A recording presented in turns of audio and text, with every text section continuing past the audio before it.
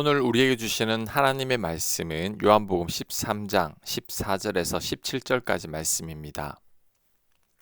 14절 내가 주와 또는 선생이 되어 너희 발을 씻었으니 너희도 서로 발을 씻어주는 것이 옳으니라. 내가 너희에게 행한 것 같이 너희도 행하게 하려 하여 본을 보였노라. 내가 진실로 진실로 너희에게 이르노니 종이 주인보다 크지 못하고 보냄을 받은 자가 보낸 자보다 크지 못하나니 너희가 이것을 알고 행하면 복이 있으리라. 아멘. 예수님께서 제자들의 발을 씻기신 후에 이처럼 서로의 발을 씻어주는 것이 옳다고 하셨습니다. 이를 위해 예수님께서 먼저 본을 보이셨다고 말씀하셨습니다.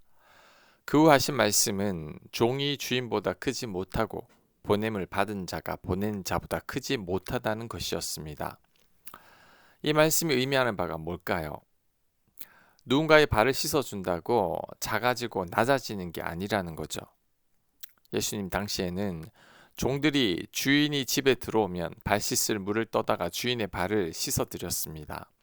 이것이 가장 낮은 종들이 하는 행동이었죠. 그런데 예수님께서 이렇게 낮은 행동을 하셨습니다. 하나님의 아들이심에도 불구하고 종처럼 제자들의 발을 씻어주신 거죠.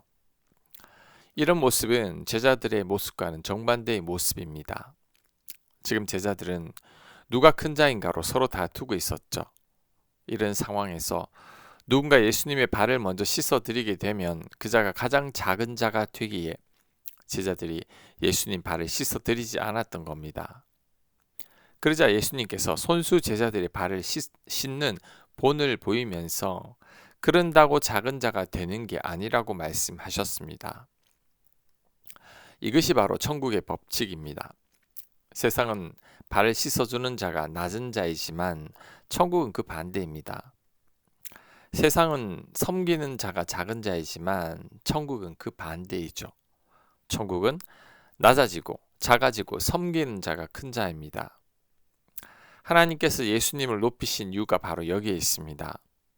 하나님의 아들이신 예수님은 가장 높은 분이시죠.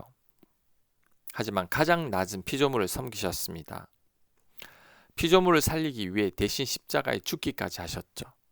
그래서 하나님께서 예수님을 가장 높이신 겁니다. 모든 이름 위에 뛰어난 이름을 주신 거죠. 가장 낮아지고 작아지는 본을 보이셨기 때문입니다. 그렇다면 우리들도 예수님의 뒤를 따라가야 합니다. 대접받기보다 대접해야 하고 섬김을 받기보다 섬겨야 합니다. 지극히 높은 자가 되기보다 낮은 자리에 거해야 합니다. 그럴 때 세상은 우리를 몰라볼 수 있습니다. 하지만 하나님께서 우리를 기억하시고 천국에서 우리를 높여주실 겁니다. 우리가 천국에 가게 되면 이 땅에서의 서열 순서가 뒤바뀌어 있는 것을 보게 될 겁니다. 이 땅에서 높은 자들이 천국에서 낮아지고 이 땅에서 낮은 자들이 천국에서 높아져 있는 것을 보게 될 겁니다. 그 이유에 대해서 예수님께서 마태복음 25장에서 설명하셨습니다.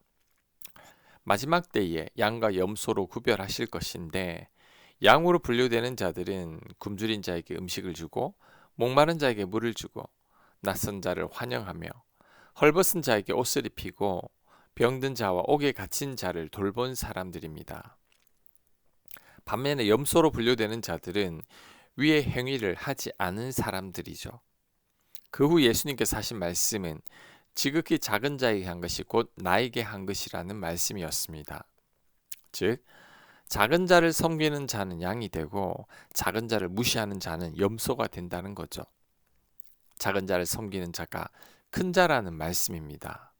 그렇다면 우리들은 작은 자를 섬기고 약한 자를 보살펴야 합니다.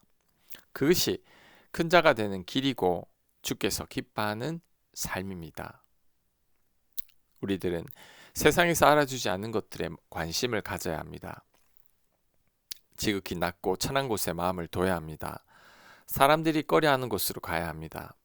이런 삶이 쉽지는 않을 겁니다. 하지만 우리는 그곳에 마음을 두고 그곳으로 가야 합니다.